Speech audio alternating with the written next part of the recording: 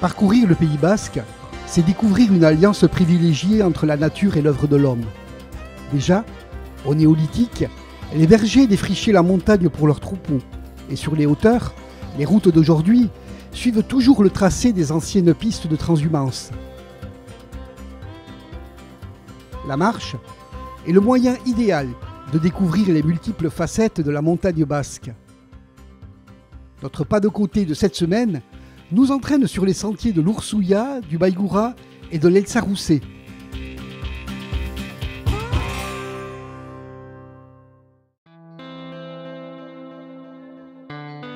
Entre Asparin et Macaille, l'Ursouya a des airs alanguis de collines, avec ses courbes nonchalantes et ses ravins mystérieux où coule une eau limpide.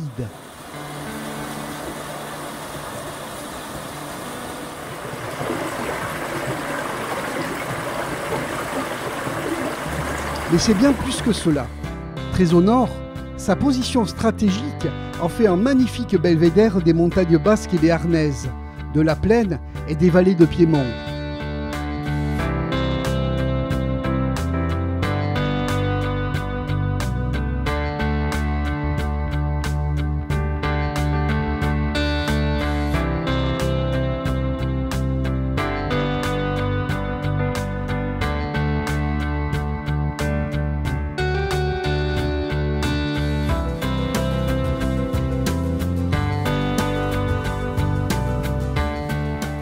L'Ursouya est également un ancien gastelou. Ces enceintes, dont on a retrouvé un nombre important au Pays basque, auraient servi de refuge temporaire pendant les temps troublés du néolithique et du haut Moyen-Âge.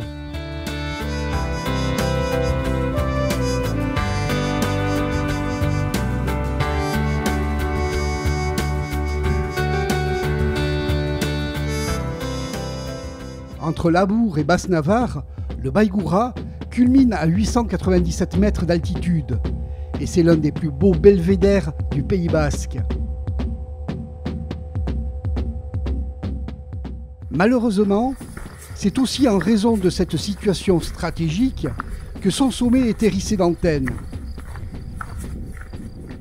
C'est un massif important, en forme de croissant, avec une série de sommets secondaires. Ces lieux sont fréquentés par les bergers depuis la proto-histoire.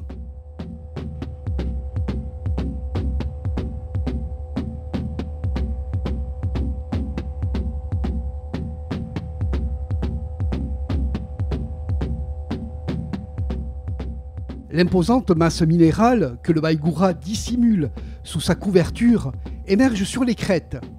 Parmi ces roches, un gisement de kaolin était exploité jusqu'en 1968. L'argile, qui entre dans la composition de la porcelaine, était ensuite broyée à l'eau au soie.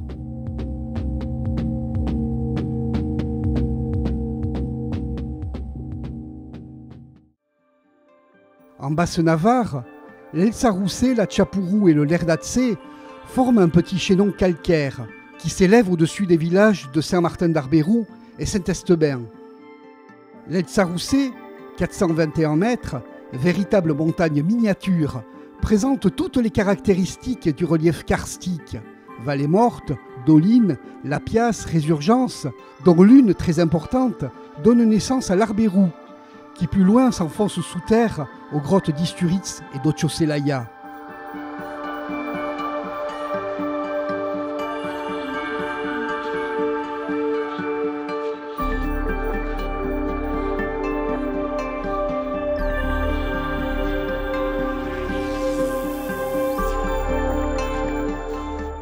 Cette concentration d'éléments types du relief calcaire dans un espace aussi réduit fait du massif un cas école pour les géologues.